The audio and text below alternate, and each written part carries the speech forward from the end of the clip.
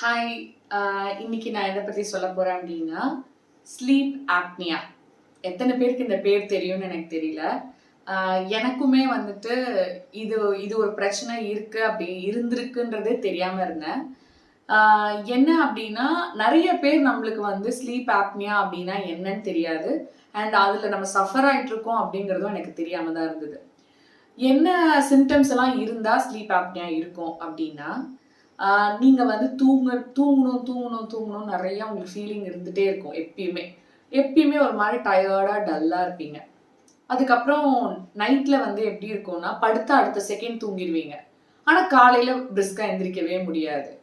அப்புறம் இன்னொன்னு நோட் பண்ணீங்க அப்படின்னா, ஏர்லி மார்னிங் நீங்க வந்து ஒரு ரொம்ப தர்ஸ்டியா அப்படியே தொண்டெல்லாம் வறண்டு போய் ரொம்ப கஷ்டப்படுற மாதிரி இருக்கும். அப்படியே செம்மையா காஞ்சு போனா எப்படி இருக்கும்? தொண்டை தண்ணி குடிச்சு ரொம்ப நாள் ஆன மாதிரி இருந்தா எப்படி இருக்குமோ, அந்த மாதிரி ஒரு ஃபீல் வந்து மார்னிங்ல இருக்கும். இதெல்லாம் ஏன் அப்படி இருக்கு அப்படின்னா, நீங்க நல்லா நோட் பண்ணி பாருங்க. நீங்க மூக்கால சுவாசிக்க மாட்டீங்க, வாயால சுவாசிச்சுட்டு இருந்திருப்பீங்க. அப்படி இருக்கிறதுனால என்ன ஆகும் அப்படின்னா, நம்ம லங்ஸுக்கு வந்து ஆக்சிஜன் கரெக்டா போகாது.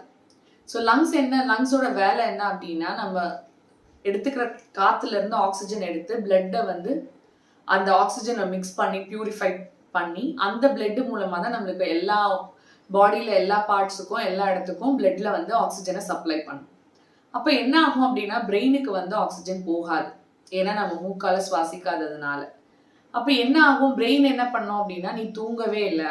ஆக்சுவலா நீங்க நினைச்சிட்டு இருப்பீங்க தூங்குறீங்கன்னு, நீங்க ஆனா தூங்கல. ஓகே. ஸோ அப்ப என்ன என்ன நடக்கும் அப்படின்னா, பிரெயின் வந்து நீ தூங்கு, நீ டயர்டா இருக்க, நீ ரொம்ப நாள் ஆச்சு தூங்கி, நீ தூங்குன்னு சொல்றது தான் ஸ்லீப் ஆப்னியா. இது எப்படி எனக்கு வந்ததுன்னு எனக்கு வந்து ஃபர்ஸ்ட் என்னால நம்பவே முடியல. ஃபர்ஸ்ட் விஷயம். ஏன்னா அதுக்கு காரணம் என்னன்னா, நான் ஓவர் வெயிட்டா இருந்தேன். 85 கேஜி. ஆல்மோஸ்ட் வந்துட்டு 35 கேஜி எக்ஸஸா இருந்திருக்கேன். ஓகே. ஸோ இதனால இப்படி நடக்குமா அப்படிங்கிறது எனக்கு தெரியாம இருந்திருக்கு. அப்போ எனக்கு வந்து டாக்டர்ஸ் என்ன சஜஸ்ட் பண்ணாங்கன்னா, பிளட் டெஸ்ட் எடுக்க சொன்னாங்க. என்னோட தைராய்டு ரிப்போர்ட் பார்த்தீங்கன்னா நார்மலா இருந்தது. அப்போ ஏன் நீங்க தூங்குறீங்க அப்படின்னா, உங்களுக்கு அப்போ ஸ்லீப் ஆப்னியா டெஸ்ட் பண்ணணும் அப்படின்னு சொன்னாங்க.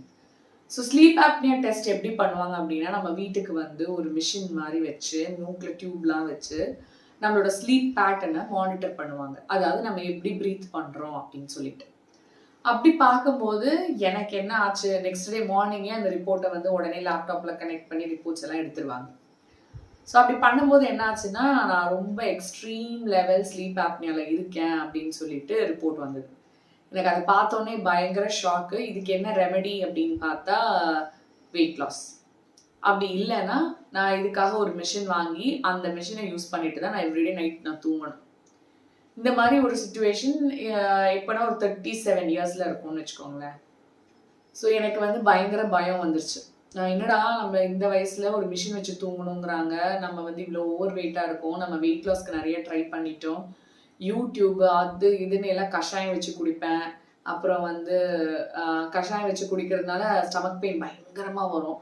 அடுத்தது பார்த்தா மோர் கலக்கி குடிப்பேன், கோல்டு பிடிச்சிரும். ஸோ இப்படியும் போக முடியாது. கொள்ளு வந்து வறுத்து அதை பொடியாக்கி இதை மாதிரி என்னெல்லாம் பண்ண முடியுமோ, எப்படியெல்லாம் டேமேஜ் பண்ண முடியுமோ என் ஹெல்த்தை வந்து ஒரு புரிதல் இல்லாமல், ஒரு அவேர்னஸ் இல்லாமல் ரொம்ப மோசமாக ஆக்கி வச்சுருந்தேன். ஸோ அப்போ வந்து ஃபைனலி என் ஹஸ்பண்ட் வந்து சொன்னார், நீ வந்து ஒரு விஷயம் பண்ணு, நான் உன் கூட டெய்லி காலையில் எழுந்திரிச்சு வரேன், நம்ம 2 பேரும் வாக்கிங் போகலாம், நீ கொஞ்சம் வந்து வெயிட் லாஸ் பண்ண ஆரம்பிப்ப அப்படின்னு சொல்லிட்டு அவர் எனக்கு நிறைய மோட்டிவேட் பண்ணார். ஸோ அப்படி நாங்கள் ஸ்டார்ட் பண்ணோம். ஆனால் என்ன பிரச்சனை அப்படின்னா, அவர் வேகமாக நடந்துருவாரு, என்னால் நடக்கவே முடியாது. நான் வந்து ஒரு ரவுண்டு சுற்றி ஒரு பார்க்கை வர்றதுக்குள்ள அவர் 3 ரவுண்டு போயிட்டு வந்துடுவார். ஸோ என்னடா இது, அதுலேயும் டயர்ட் ஆகிடுவேன், ரொம்ப ஃபெட்டப் ஆகி ரொம்ப நெகட்டிவாக இருந்தது. எனக்கு என்ன பண்ணுறது அப்படின்னே தெரியலன்னு வச்சுக்கோங்களேன். ஹெல்த்தோட ஒரு ஆனால் எனக்கு மெடிசன் மாத்திரை மருந்துன்னு போகக்கூடாது, ஒரு மெஷின் லைஃபு அதெல்லாம் எனக்கு தேவையே கிடையாது அப்படிங்கிறதுல நான் ரொம்ப ரொம்ப ஸ்ட்ராங்காக இருந்தேன். ஸோ அப்போ என்ன யோசித்தேன் அப்படின்னா, எனக்கு அப்போ கிடைச்சது தான் இந்த ஹெல்தி கம்யூனிட்டி. ஸோ இங்கே சொல்லித்தர விஷயத்த நான் எவ்வளவோ ப்ரோக்ராம் ஃபாலோ பண்ணி கிடைக்காத ரிசல்ட், அண்ட் எவ்வளவோ ப்ரோக்ராம் ஃபாலோ பண்ண முடியாமல் கஷ்டப்பட்ட டைமில் அவ்வளோ ஸ்ட்ரெஸ்ஸு, அவ்வளோ வந்து எனக்கு தனியாக குக் பண்ணணும், பசங்களுக்கு தனியாக குக் பண்ணணும், அப்புறம் வந்து நம்மளால காமனா சாப்பிட முடியாது, இதை சாப்பிடு, அதை சாப்பிடு, அதை சாப்பிடாத, இதை சாப்பிடு. இந்த மாதிரி 1008 கன்ஃபியூஷன். ஏன் சாப்பிடுறோம், எதுக்கு சாப்பிடுறோம், அது உடம்புக்கு ஒத்துக்குமா, ஒத்துக்காதா, நல்லதா, கெட்டதா, இதெல்லாம் எதுவுமே தெரியாம, எல்லாத்தையும் ஒரு சயின்டிபிக் அப்ரோச்சும் இல்லாம, யார் என்ன சொன்னாலும் கேட்டுக்கிட்டு எதுலயாவது ஒண்ணு சரியாகாதான்னு பார்த்து ஃபைனலி என்னோட டெஸ்டினேஷனை நான் கண்டுபிடிச்சேன். அந்த கண்டுபிடிச்சதோட விளைவு இன்னைக்கு நான் வந்து 27 kg வெயிட் லாஸ் பண்ணியிருக்கேன். அண்ட் அது மட்டும் இல்லாமல் இன்னும் 8 kg தான் இருக்கு என்னோட ஐடியல் வெயிட் ரீச் ஆகிறதுக்கு, என்னோட ஐடியல் ஃபேட் பர்சன்டேஜ் ரீச் ஆகிறதுக்கு. ஸோ இதனால எனக்கு என்னென்ன ஹெல்த் பெனிஃபிட்ஸ் கிடைச்சது அப்படிங்கிறத நான் நெக்ஸ்ட் எபிசோட சொல்றேன். பாய்.